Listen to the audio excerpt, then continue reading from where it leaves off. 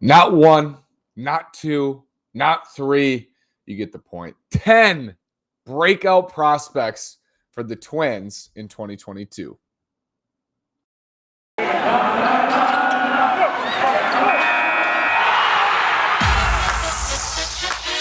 You are Locked On Twins, your daily Minnesota Twins podcast, part of the Locked On Podcast Network, your team every day.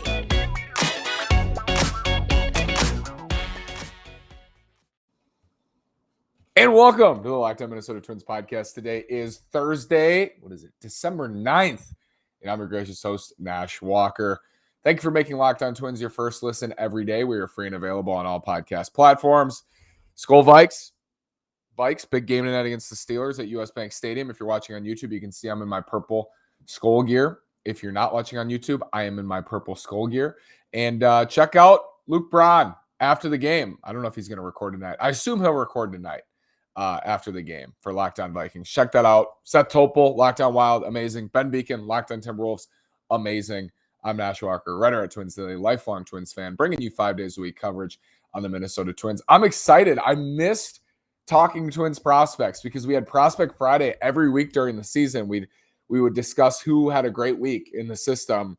And I'm writing these names out last night, and it just made me miss those segments. I miss talking Twins prospects and talking minor league baseball. It's one of my favorite things. I mean, I've always said it, but it's my favorite thing about Major League Baseball is minor league baseball, because I think watching these guys come up through the system is so fun. It's so fun to watch them progress and develop, and you start to think about how they fit into the plans for the big league club. And a lot of these guys won't make it, but some of them turn into stars. Some of them turn into regular. Some of them turn into lifelong Twins in their entire careers. And it's just fun to look at the range of outcomes and dream on prospects. It's one of the best things about the sport, I think, undoubtedly. And my favorite thing about the sport is the system, covering prospects, hearing their stories, looking at how they're producing and how it can fit into the club. I just think it's so fun. So we have 10 breakout prospect candidates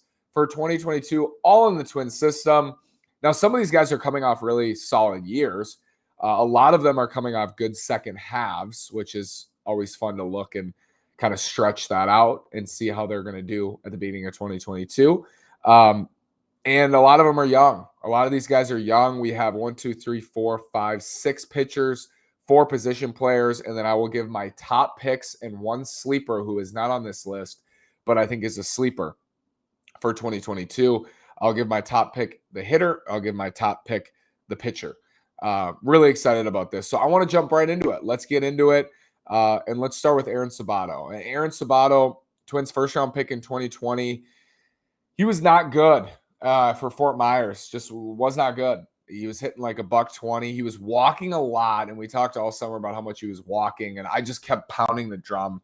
I was like, hey, he's going to figure it out. He's getting pitches to hit. He's going to hit for power. Just a beast at North Carolina. Huge first baseman / DH.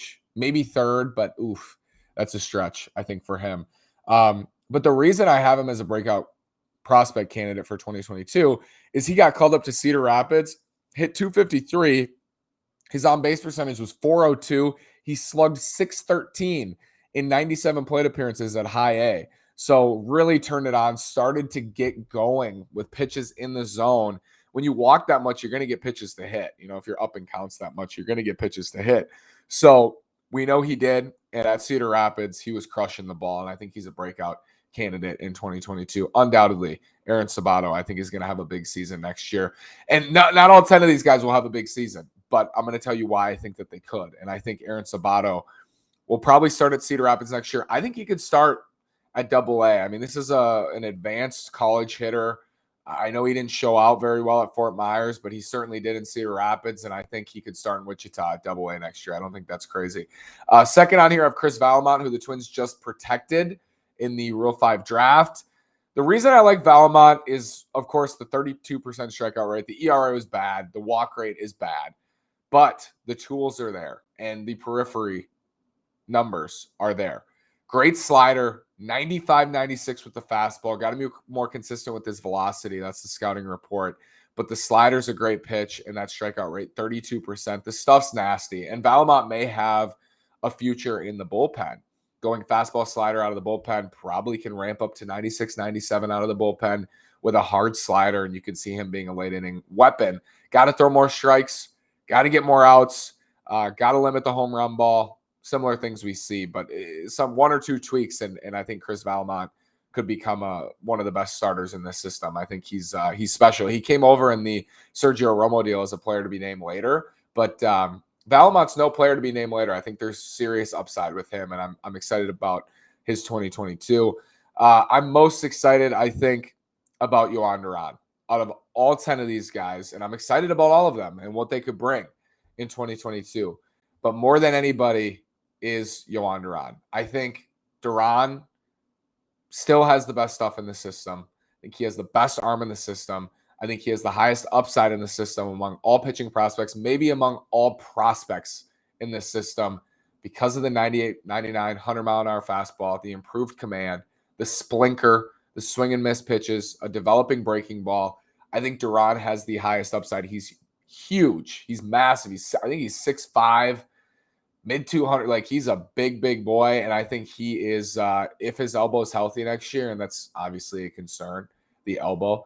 But I think if his elbow is healthy, Joan Duran's going to be a beast. More on him and the others after this word from BetOnline and Stance. BetOnline has you covered all season with more props, odds, and lines than ever before as the football season continues the march to the playoffs. Hopefully the Vikings win tonight. BetOnline's got you covered if you want to play. BetOnline remains your number one spot for all the sports action this season. Head to our new updated desktop or mobile website to sign up today and receive your 50% welcome bonus on your first deposit. Just use our promo code LOCKEDON to receive your bonus. From basketball, football, NHL, boxing, and UFC, right to your favorite Vegas casino games. Don't wait to take advantage of all the amazing offers available for the 2021 season. BetOnline is the fastest and easiest way to bet on all your favorite sports. BetOnline is where the game starts. Great platform. It is outstanding. Stance is amazing. Stance items are so colorful. They're so comfortable. I love Stance. Founded in 2009, Stance Apparel represents a radical reinvention of socks, underwear, and festive apparel. I mean, Stance is just amazing. Everything is so comfortable. It's so soft. It's so wonderful. The quality is second to none. I mean, everyone loves Stance. I hear about people loving Stance, and Stance believes that the perfect fit matters more than fitting in, that those who feel good do good. Go see for yourself. Register for an account at stance.com and get 15% off your first purchase. Use promo code LOCKEDON at checkout to apply. Enjoy the color and comfort of a life less ordinary with Stance. Thank you again for making Locked On Twins your first listen every day. We are free and available on all podcast platforms. So I love Joan Duran in 2022 as a breakout candidate. I think when you look at this system and you say, okay, they need to develop frontline starting pitching, I think very few have the upside to be that, to be honest with you. And that doesn't mean that I don't think that there are really good arms in the system. I think more of them have upside as a 3 or a 4. I think there's a couple who have upside as a 1 or a 2. I think Joan Duran is chief among them and remains chief among them until proven otherwise. Until his elbow really gives out, until he undergoes Tommy John, I don't know what's going to happen with his health. But I think he has the best stuff. I think he has the highest upside. Super excited about him. Ulrich Solari, also drafted in 2020. I like the Twins 2020 draft a lot. And I have 4 of their 5 picks on this list, I believe, from 2020. Ulrich Solari, I think he is a prime candidate to break out in 2022. Was a monster at Tennessee. Solari kind of positionless like Sabato, but left field, second base he's listed as. Was a monster at Tennessee. I think took some strides this year. Was good to get him into pro ball. I really like Solari next year. I think he's got big-time power. I think he's got big-time potential at the plate. And he's one of the biggest breakout candidates, I think, for next year. Maybe the highest upside position player in this system. That includes Royce Lewis. Emmanuel Rodriguez is an 18-year-old left-handed slugger. Slugged .524 for the FCL Twins as an 18-year-old. He's a center fielder. Reports are that he may be able to stick in center field as he grows into his body. I mean, the upside for Rodriguez is insane. He's 18 years old and just slugged .524. I think he's super special, has a chance to be really, really good, and is incredibly talented. Twins signed him, I believe, in 2019. Maybe signed him in 2020. international signing. But Emmanuel Rodriguez, keep an eye on him. He's definitely a breakout candidate. Marco Raya, another 2020 pick. We talked to Marco after he was picked on the podcast. Did not play or did not pitch in Pro Ball last year. He's at the complex, but mid-90s slider, mid-90s fastball. His best pitch is a slider. Raya kind of has the mentality you want. When I was talking to him, he said to me, everybody's going to know my name. Like, he's very confident. He loves Marcus Stroman, kind of sees his game and the way that he pitches and the way that he approaches pitching, sees it in the same line of Stroman as I'm going to beat you. I'm going to beat you every single day, and I'm going to work harder than you. Love Marco Raya for next year. I think there's a chance that he starts at low A and moves up quickly, a la Louis Varland. I think Raya has a chance to be the Twins minor league pitcher of the year next year because he has that upside. High school pitcher out of Texas. Like him a lot for next year. Simeon Woods Richardson. Twins got him in the Jose Barrios deal, of course, with Austin Martin. He's big, he's young, and he's strong. And I think for all those reasons, I think there's a really nice chance that he bounces back next year and puts together a much better campaign than he did at Double A in 2021. I think Simeon Woods Richardson, his future is so bright, and he is so young, and he has projectable size. I think as he grows into his body and as he gets bigger and stronger, and already is big and strong, the velocity, hopefully he can keep his velocity deeper into games, 95, 96 with the fastball when he maintains it and is developing, 3 or 4 strong pitches. I think Simeon Woods Richardson, definitely a guy to watch, already a top 100 prospect, even coming off a tough year, I think has a really good chance to break out in his biggest way yet, I should say, in 2022. I know some of these guys are top prospects, so it's not crazy to say they'll break out or they've already broken out. What I mean is they will reach a higher level than what they're already at. And for someone like Duran, that would be pitching well for the Twins. For someone like Emmanuel Rodriguez, that might be like ripping it up at low A and then moving up to high A. The bars are different. The expectations are different, of course, with all these guys. But Woods Richardson, another one really excited about. Jovani Maran. So this is a good example. Expectations are different. Was up with the Twins. Changeup was every bit as advertised. It was outstanding. The StatCast numbers on it, unbelievable. Major league hitters couldn't touch it, and it's a very small sample, but it matches everything we heard about his changeup. 94, 95, 96 with a fastball with a truly amazing changeup. Left-hander reliever Maran, I think, has a really good chance to make the team out of spring training, and I think has a chance to be one of their best relievers, actually, in 2022. Breakout prospect candidate, Jovani Maran. Let's take a short break. When we come back, Steve Hajjar and Goliath Rosario. Going to talk about them, why you should be excited. Steve Hajjar, Twins second-round pick out of Michigan, 6'5", great extension. You think of Bailey Ober, left-handed pitcher, Hajjar. When you think of extension, think of the way that Ober gets to the plate when a fastball that's 92 looks like it's 96. Like Joe Ryan, but in a different way. Ober gets that extension. Hajjar is not as big as Bailey, but is big. And I think the Twins obviously saw enough in him to pick him in the second round out of Michigan. He was very good as a Wolverine, and I think has a chance to really make his way up the system, become one of their strongest pitching prospects next year. Again, maybe a 3 or a 4 long-term if everything goes well, but 3 and 4s cost $50 million in free agency. That would be amazing for Steve Hajjar to become a 3rd or 4th starter for the Twins. Goliath Rosario, another 2020 pick for the Twins. 19-year-old hit 277 with an OPS at 793 with the FCL Twins. So hitting for a high average, hitting for power, getting on, everything you want to see, 19-year-old. I think Rosario and Rodriguez could potentially be a super damaging duo at low A next year. I hope they both start at low A. They'd be young. I think Rosario will be in his 20-year-old season, Rodriguez in his 19-year-old season.